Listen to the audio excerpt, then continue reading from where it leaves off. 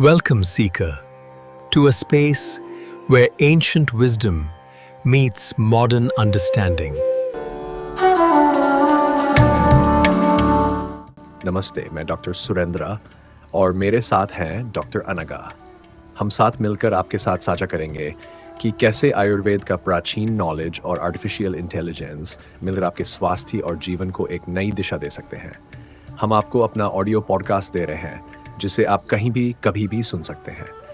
तो आइए परंपरा और नई तकनीक को जोड़ते हुए अपनी यात्रा की शुरुआत करें।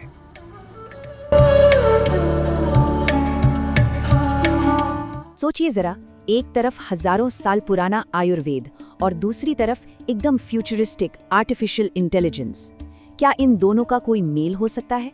आज हम इसी रोमांचक सफर पर निकलेंगे और देखेंगे कि आयुर्वेद से एआई में पीएचडी तक का रास्ता कैसे तय किया जा सकता है। तो सबसे बड़ा सवाल यही है ना, कि क्या एक आयुर्वेदिक डॉक्टर आर्टिफिशियल इंटेलिजेंस जैसी हाईटेक फील्ड में पीएचडी कर सकता है?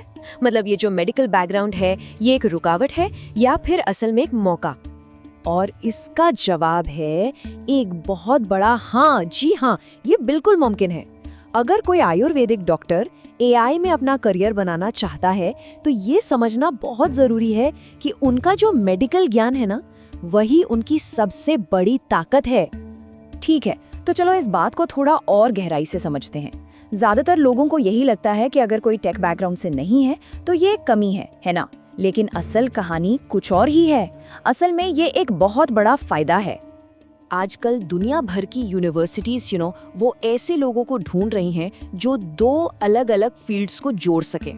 और जब बात हेल्थ केयर एआई की आती है तो सोचिए, एक डॉक्टर की जो समझ है वो कितनी कीमती है। वो उन प्रॉब्लम्स को देख सकते हैं जिन्हें शायद एक टिपिकल इंजीनियर देख ही ना पाए। तो फर्क बिल्कुल साफ है। एक तरफ है पारंपरिक एआई कैंडिडेट्स जिनका पूरा फोकस कंप्यूटर साइंस, मैथ्स और एल्गोरिदम पर होता है। दूसरी तरफ है बीएमएस ग्रेजुएट्स जो हेल्थ केयर की दुनिया की असल समस्याओं और क्लिनिकल डेटा की गहरी समझ लेकर आते हैं। और यही वो खास बात है, वो यूएसपी है जो उन्हें भीड़ से अलग करती है। तो सवाल ये है कि ये जो क्लिनिकल नॉलेज है और एआई की दुनिया है, इनके बीच एक पुल, एक ब्रिज कैसे बनाया जाए? इसके लिए कुछ बहुत ही प्रैक्टिकल, बहुत ही ठोस कदम उठाने पड़ते हैं। इस पूरे सफर को हम 3 आसान स्टेप्स में देख सकते हैं। पहला स्टेप, प्रोग्रामिंग की मजबूत नींव रखना, मतलब कोडिंग सीखनी होगी। स्टेप 2, एआई और मशीन लर्निंग के जो बेसिक कॉन्सेप्ट्स हैं उन्हें समझना होगा। और फिर आता है तीसरा और सबसे जरूरी स्टेप, इन दोनों चीजों को अपने मेडिकल ज्ञान के साथ मिलाकर एक यूनिक रिसर्च टॉपिक ढूंढना। तो पीएचडी एप्लीकेशन को एकदम सॉलिड बनाने के लिए कुछ स्किल्स पर पकड़ मजबूत करनी ही होगी, जैसे कि पाइथन या आर जैसी प्रोग्रामिंग लैंग्वेज में प्रोफिशिएंसी, मशीन लर्निंग के बेसिक्स की अच्छी समझ, और हाँ, एक बहुत ही जरूरी स्किल है क्लिनिकल डेटा को मैनेज करना। ये सब कुछ सर्टिफिकेशन या ऑनलाइन कोर्सेज से सीखा जा सकता है। अच्छा, तो टेक्निकल स्किल्स की बात हो गई। अब आते हैं असली पड़ाव पर, एडमिशन प्रोसेस। देखते हैं कि इस बड़े से दरवाजे को खोलने के लिए आखिर क्या-क्या करना पड़ता है। देखिए, एडमिशन प्रोसेस में मोटे तौर पर 3 चीजें होती हैं। सबसे पहले तो एंट्रेंस एग्जाम, जैसे गेट या यूजीसी नेट, खासकर आईआईटीएस और आईआईएससी जैसे टॉप इंस्टीट्यूट्स के लिए।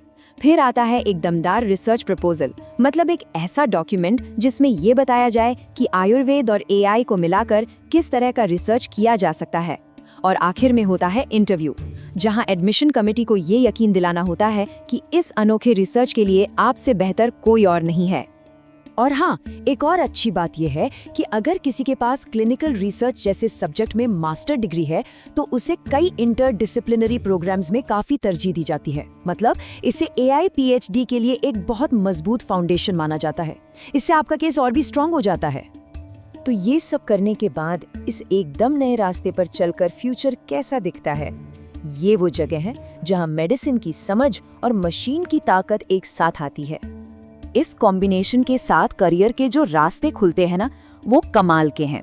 सोचिए, एआई पावर्ड डायग्नोस्टिक्स एक्सपर्ट बनना, या डिजिटल हेल्थ की दुनिया में कुछ नया इनोवेट करना, क्लिनिकल ट्रायल्स को ऑटोमेट करना, या फिर एक ऐसे रिसर्चर या एकेडमिक बनना जो पारंपरिक मेडिसिन और मॉडर्न टेक्नोलॉजी के बीच की खाई को पाटता है। संभावनाएं बहुत हैं। और सबसे अच्छी बात यह है कि मार्केट में ऐसे लोगों की डिमांड बहुत तेजी से बढ़ रही है। Health care AI, clinical informatics और जितने भी डिजिटल हेल्थ स्टार्टअप्स हैं, वो सब ऐसे ही इंटरडिसिप्लिनरी रिसर्चर्स को ढूंढ रहे हैं जिन्हें दोनों दुनिया की समझ हो।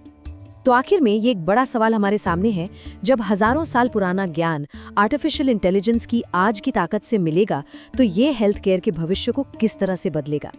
इसका जवाब शायद आने वाले इनोवेटर्स के काम में छिपा है।